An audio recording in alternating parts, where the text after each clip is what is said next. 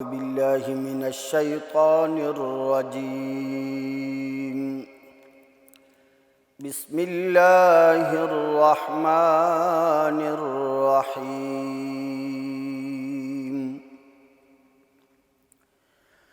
ما ننسخ من آية أو ننسها نأت بخير منها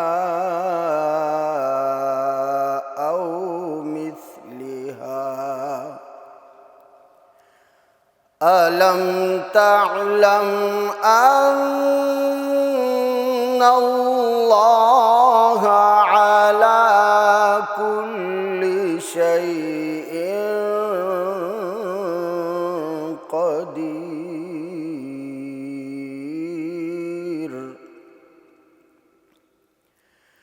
ألم تعلم أن الله له ملك السماوات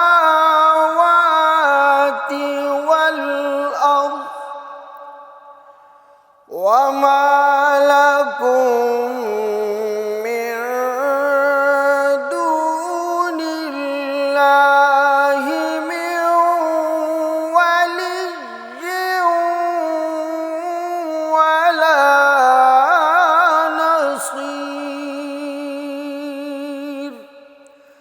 صدق اللہ العظیم.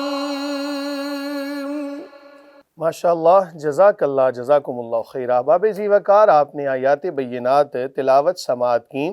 یہ سورہ بقرہ کی آیات ہیں. آیت نمبر 106 اور 107 آپ نے سماعت کی. مفہوم سماعت کیجئے. خالق کائنات نے فرمایا جو آیت ہم منسوخ کر دیتے ہیں یا فراموش کر دیتے ہیں تو لاتے ہیں دوسری بہتر اس سے یا کم از کم اس جیسی. کیا تجھے علم نہیں کہ اللہ تعالیٰ سب کچھ کر سکتا ہے؟ کیا تم نہیں جانتے کہ اللہ ہی کے لیے ہے بادشاہی آسمانوں اور زمین کی، اور تمہارا اللہ کے سوا کوئی یار اور مددگار نہیں ہے. احباب ذی وقار، یہود اور دیگر اقوام، ان کا ایک بہت بڑا اعتراض قرآن کے اوپر یہ بھی تھا کہ ایک آیت یا ایک حکم جو ہے وہ کچھ وقت کے لیے آتا ہے اور بعد میں اس کو منسوخ کر دیا جاتا ہے، اور اس حوالے سے وہ طرح طرح کے اعتراضات بھی قرآن کے اوپر، دین اسلام کے اوپر کیا کرتے. لب لباب آپ سماعت کریں. خالق کائنات کسی آیت کو، کسی حکم کو ایک خاص وقت کے لیے نازل فرماتا ہے، اور جب اس کا وقت ختم ہو جاتا ہے تو اس کے برعکس اسی جیسا حکم یا اس سے بہتر کوئی دوسرا حکم نازل کیا جاتا ہے. اور آخر میں اس اعتراض کا جواب بھی دے دیا کہ ان اللہ علی کل شیء قدیر، کہ بے شک اللہ ہر چاہت پر قادر ہے. اس ذات کے سامنے کوئی بندہ اعتراض کر نہیں سکتا. ناسخ و منسوخ کا مسئلہ ایسا ہے کہ اس کو سمجھے بنا کوئی بندہ اگر قرآن کی تعلیم دے، قرآن کی تفسیر بیان کرے، قرآن کا ترجمہ بیان کرے، لوگوں کو واعظ و نصیحت کرتا پھرے، تو اس کا واعظ و نصیحت کرنا، قرآن کی تعلیم دینا، تفسیر قرآن بیان کرنا یہ جائز نہیں ہے.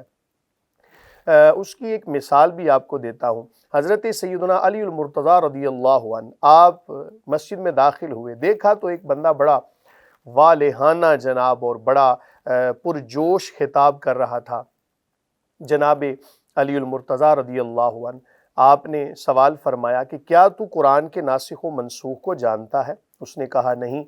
تو حضرت مولا علی کرم اللہ وجہہ الکریم آپ فرمانے لگے تو خود بھی ہلاک ہو گیا، تم نے دوسروں کو بھی ہلاک کر دیا. کہ جب تک تجھے قرآن کے ناسخ و منسوخ کا علم نہیں ہے، عین ممکن ہے کہ یہ بندہ کوئی ایسی آیت پڑھ کے لوگوں کو سنا دے کہ جس کا حکم منسوخ ہو چکا ہو. یاد رکھیں کہ بعض دفعہ ایک حکم یا ایک آیت قرآن میں نازل ہوئی جس کا وقت ایک خاص مدت کے لیے تھا، جب وہ وقت آیا تو اس کا حکم منسوخ ہو گیا. اس کے بعد یا تو اس سے بہتر حکم کوئی آیا جس کے اندر آسانی ہے، یا پھر اس جیسا ہی کوئی حکم نازل ہوا.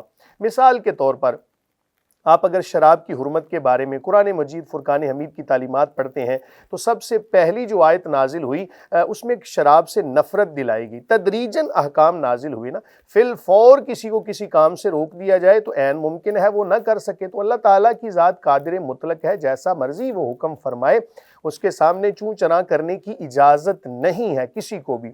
تو بہرحال پہلا حکم نازل ہوا جس میں شراب سے نفرت دلائی گئی، یا ایھا الذین آمنوا لا تقربوا الصلاۃ وانتم سکارا، ایمان والو نماز کے قریب نہ جاؤ اس حال میں کہ تم نشے کی حالت میں ہو۔ تو یہ ایک ایسا حکم تھا کہ جس میں اشارہ تھا کہ شراب کوئی اچھی چیز نہیں ہے۔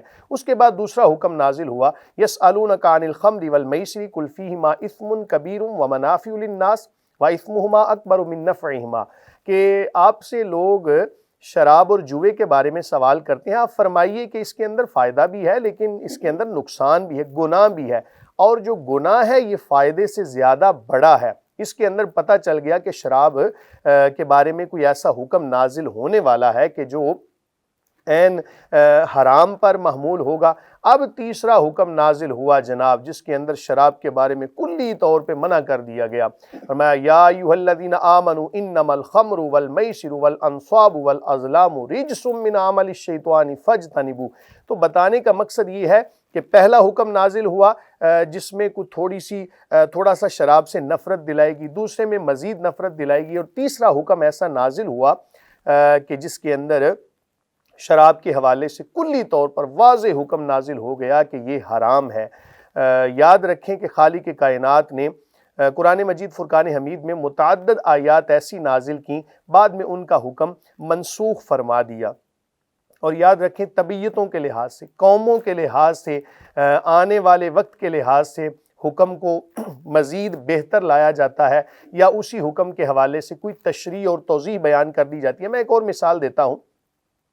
اللہ رب العالمین نے قرآن مجید فرقان حمید میں پارہ نمبر غالباً 3 میں سورہ بقرہ کی آخری آیات ہیں جہاں پر پہلے حکم نازل فرمایا للہ ما فی السماوات وما فی الارض وَإِن تُبْدُوا مَا فِي أَنفُسِكُمْ أَوْ تُخْفُوهُ يُحَاسِبْكُم بِهِ اللَّهُ، کہ مفہوم آیت یہ ہے کہ جو بھی تم ظاہر کرتے ہو، جو تم چھپاتے ہو، اللہ تعالیٰ تم سے حساب لے گا۔ جب یہ آیت نازل ہوئی تو صحابہ کرام علیہم رضوان نبی کریم صلی اللہ علیہ وآلہ وسلم کی بارگاہ میں عرض کرتے ہیں، حضور ہمارے ذہنوں کے اندر تو بعض دفعہ بڑے عجیب خیالات آتے ہیں، تو ہر خیال کے اوپر اگر پکڑ ہو تو پھر تو بچنا ناممکن ہے۔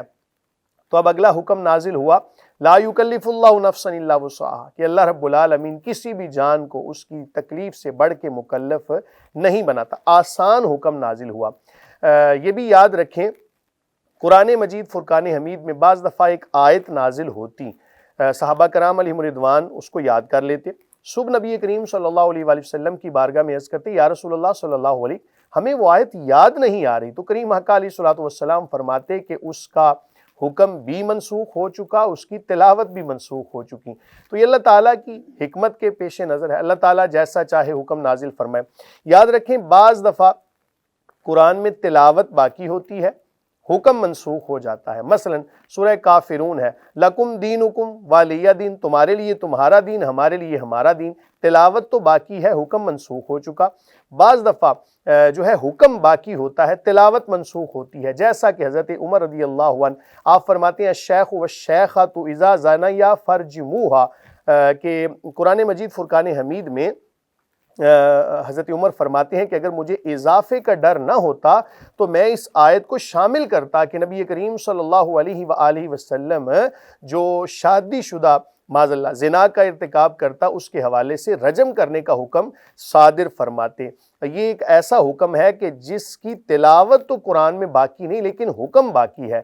اسی طرح اور بھی مزید تشریح ہے اس کے اندر، میرے پاس وقت قلیل ہے، آپ لب لباب یوں سماعت کریں کہ اللہ رب العالمین کی ذات اس بات پر قادر ہے کہ وہ کوئی حکم نازل فرمائے، بعد میں اس کا متبادل کوئی بھی حکم نازل فرما دے۔ اس کی مزید تشریح اور توضیح کے لیے آپ کتب تفاسیر کی جانب رجوع کریے۔ یہ بات ہمیشہ یاد رکھیں جناب، آپ کوئی بھی بندہ آپ کو واعظ و نصیحت کرے، کوئی بندہ آپ کو یہ کہے جی میں عالم ہوں، میں جناب جاننے والا ہوں، میری بات سنو، تو جب تک اس بندے کو قرآن کے ناسخ و منسوخ کا علم نہ ہو تب تک وہ بندہ جو ہے واعظ و نصیحت تقریر کرنا اس کا جائز نہیں ہے۔ ہو سکتا ہے اس کا مقصد واہ واہ کروانا ہو، تو جب بھی آپ کوئی بھی دین کا کام کریں تو اس میں فقط آپ کے پیش نظر رضائے الہی کا حصول ہونا چاہیے۔ جس بندے کو قرآن کے ناسخ و منسوخ کا علم نہ ہو، عین ممکن ہے کہ وہ منسوخ آیت پڑھ کے تو لوگوں کو جناب احکام سکھا رہا ہو، تو گمراہ کرے گا، خود بھی گمراہ ہوگا، دوسروں کو بھی گمراہ کرے گا۔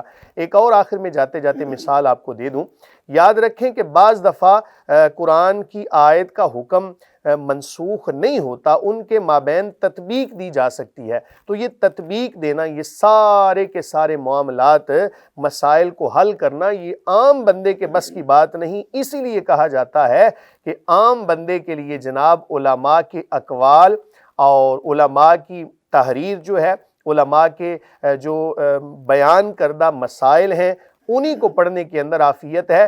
جب ڈائریکٹ آپ قرآن و سنت سے مسائل خود نکالیں گے تو عین ممکن ہے کہ آپ کچھ احادیث قرآن کی آیات کے حوالے سے، اللہ نہ کرے کوئی گمراہی کا شکار ہو، لیکن اگر ایسا کریں گے تو عین ممکن ہے گمراہ ہو جائیں۔ اللہ تعالی ہمیں قرآن مجید فرقان حمید کی تعلیمات کو سمجھنے، بیان کرنے اور ان پر عمل کرنے کی توفیق عطا فرمائے۔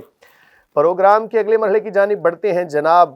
اگلا مرحلہ ہمارا حمد و نعت کے حوالے سے ہوتا ہے۔ کریم آقا علیہ الصلوۃ والسلام کی بارگاہ میں